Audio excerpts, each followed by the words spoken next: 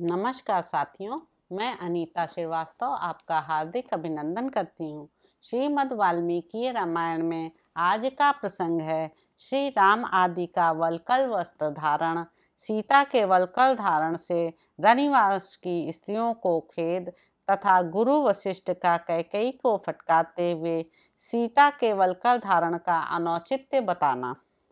प्रधानमंत्री की पूर्वोक्त बातें सुनकर विनय के ज्ञाता श्री राम ने उस समय राजा दशरथ से विनीत होकर कहा, राजन, मैं भोगों का परित्याग कर चुका हूँ। मुझे जंगल के फल मूलों से जीवन निर्वाह करना है। जब मैं सब ओर से आसक्ति छोड़ चुका हूँ, तब मुझे सेना से क्या प्रयोजन है। जो श्रेष्ठ गजराज का दान करके उसके रस्से में मन लगाता है, लोभवश रस्से को रख लेना चाहता है, वह अच्छा नहीं करता, क्योंकि उत्तम हाथी का त्याग करने वाले पुरुष को उसके रस्से में आसक्ति रखने की क्या आवश्यकता है। सत्पुरुषों में श्रेष्ठ महाराज, इसी तरह मुझे सेना लेकर क्या करना है। मैं ये सारी वस्तुएं भरत को अर्पित करने की अनुमति देता हूँ। मेरे लिए तो चीर ला दें। दासियों, जाओ, खंती और पिटारी तथा कुदारी और खांची, ये दोनों वस्तुएं लाओ। 14 वर्षों तक वन में रहने के लिए ये चीजें उपयोगी हो सकती हैं। कैकेयी लाज संकोच छोड़ चुकी थी। वह स्वयं ही जाकर बहुत सी चीर ले आई और जन समुदाय में श्री रामचंद्र जी से बोली, लो, पहन लो। पुरुष से श्री राम ने कैकेयी के हाथ से 2 चीर ले लिए और अपने महीन वस्त्र उतारकर मुनियों के से वस्त्र धारण कर लिए। इसी प्रकार लक्ष्मण ने भी अपने पिता के सामने ही दोनों सुंदर वस्त्र उतारकर तपस्वियों के से वल्कल वस्त्र पहन लिए। तदंतर रेशमी वस्त्र पहनने और धर्म पर ही दृष्टि रखने वाली धर्मज्ञा शुभ लक्षणा जनक नंदनी सीता अपने पहनने के लिए भी चीर वस्त्र को प्रस्तुत देख उसी प्रकार डर गईं जैसे मृगी बिछे हुए जाल को देखकर भयभीत हो जाती हैं। वे कैकेयी के हाथ से 2 वल्कल वस्त्र लेकर लज्जित सी हो गईं। उनके मन में बड़ा दुख हुआ और नेत्रों में आंसू भर आए। उस समय उन्होंने गंधर्व राज के समान तेजस्वी पति से इस प्रकार पूछा, नाथ, वनवासी मुनि लोग चीर कैसे बांधते हैं।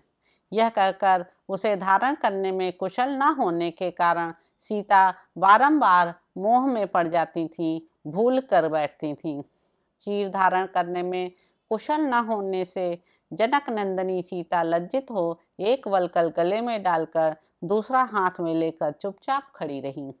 तब धर्मात्माओं में श्रेष्ठ श्री राम जल्दी से उनके पास जाकर स्वयं अपने हाथों से उनके रेशमी वस्त्र के ऊपर वल्कल वस्त्र बांधने लगे।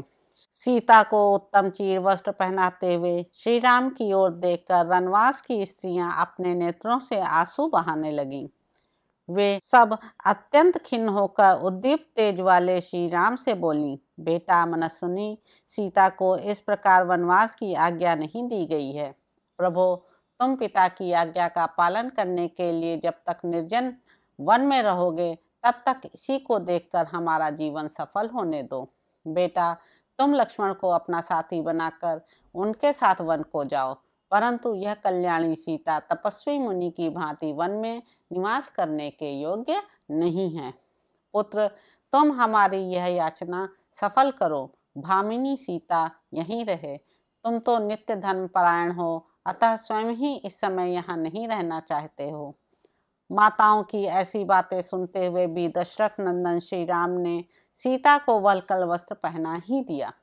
पति के समान शील स्वभाव वाली सीता के वल्कल धारण कर लेने पर राजा के गुरु वशिष्ठ ने के नेत्रों में आंसू भर आया। उन्होंने सीता को रोककर कैकेयी से कहा, मर्यादा का उल्लंघन करके अधर्म की ओर पैर बढ़ाने वाली दुर्बुद्धि कैकेयी, तू कैकेयी राज के कुल की जीती जागती कलंक है। अरे, राजा को धोखा देकर अब तू सीमा के भीतर नहीं रहना चाहती है। शील का परित्याग करने वाली दुष्टे देवी सीता वन में नहीं जाएंगी। राम के लिए प्रस्तुत हुए राज सिंहासन पर यही बैठेंगी।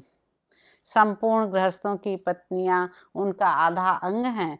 इस तरह सीता देवी भी श्री राम की आत्मा है, अतः उनकी जगह यही इस राज्य का पालन करेंगी। यदि विदेह नंदनी सीता श्री राम के साथ वन में जाएंगी तो हम लोग भी इनके साथ चले जाएंगे। यह सारा नगर भी चला जाएगा और अंतःपुर के रक्षक भी चले जाएंगे। अपनी पत्नी के साथ श्री रामचंद्र जी जहाँ निवास करेंगे वहीं इस राज्य और नगर के लोग भी धन दौलत और आवश्यक सामान लेकर चले जाएंगे। भरत और शत्रुघ्न भी चीर वस्त्र धारण करके वन में रहेंगे और वहां निवास करने वाले अपने बड़े भाई श्री राम की सेवा करेंगे। फिर तू वृक्षों के साथ अकेली रहकर इस निर्जन एवं सूनी पृथ्वी पर राज करना। तू बड़ी दुराचारणी है और प्रजा का अहित करने में लगी हुई है। याद रख, श्री राम जहाँ के राजा ना होंगे वह राज्य नहीं रह जाएगा, जंगल हो जाएगा, तथा श्री राम जहाँ निवास करेंगे वह वन एक स्वतंत्र राष्ट्र बन जाएगा। यदि भरत राजा दशरथ से पैदा हुए हैं तो पिता के प्रसन्नता पूर्वक दिए हुए बिना इस राज्य को कदापि लेना नहीं चाहेंगे तथा तेरे साथ पुत्रवत बर्ताव करने के लिए भी यहाँ बैठे रहने की इच्छा नहीं करेंगे। तू पृथ्वी छोड़कर आसमान में उड़ जाए तो भी अपने पितृकुल के आचार व्यवहार को जानने वाले भरत उसके विरुद्ध कुछ नहीं करेंगे। तूने पुत्र का प्रिय करने की इच्छा से वास्तव में उसका अप्रिय ही किया है, क्योंकि संसार में कोई ऐसा पुरुष नहीं है जो श्री राम का भक्त ना हो। कैकेयी, तू आज ही देखेगी कि वन को जाते हुए श्री राम के साथ पशु, सर्प, मृग और पक्षी भी चले जा रहे हैं। औरों की तो बात ही क्या है, वृक्ष भी उनके साथ जाने को उत्सुक हैं। देवी, सीता तेरी पुत्र वधू है। इनके शरीर से वल्कल वस्त्र हटाकर तू इन्हें पहनने के लिए उत्तमोत्तम वस्त्र और आभूषण दे। इनके लिए वल्कल वस्त्र देना कदापि उचित नहीं है। ऐसा कहकर वशिष्ठ ने उसे जानकी को वल्कल वस्त्र पहनाने से मना किया। फिर वे बोले, कैकेयी राजकुमारी, तूने अकेले श्री राम के लिए ही वनवास का वर मांगा है, अतः ये राजकुमारी वस्त्राभूषणों से विभूषित होकर सदा श्रृंगार धारण करके वन में श्री रामचंद्र जी के साथ निवास करे। राजकुमारी सीता मुख्य मुख्य सेवकों तथा सवारियों के साथ सब प्रकार के वस्त्रों और आवश्यक उपकरणों से संपन्न होकर वन की यात्रा करे। तूने वर मांगते समय पहले सीता के वनवास की कोई चर्चा नहीं की थी। ब्राह्मण शिरोमणि अप्रतिम प्रभावशाली राजगुरु महर्षि वशिष्ठ के ऐसा कहने पर भी सीता अपने प्रियतम पति के समान ही वेशभूषा धारण करने की इच्छा रखकर उस चीर धारण से विरत नहीं हुई। तो इस प्रकार साथियों, अयोध्या कांड में निहित 37वां सर्ग यहाँ पर समाप्त होता है। इसके अगले अंक में आप जानेंगे कि राजा दशरथ का सीता को वल्कल धारण कराना, अनुचित बताकर कैकेयी को फटकारना और श्री राम का उनसे कौशल्या पर कृपा दृष्टि रखने के लिए अनुरोध करना। तो आपसे अब अगले अंक में मुलाकात होगी। धन्यवाद साथियों।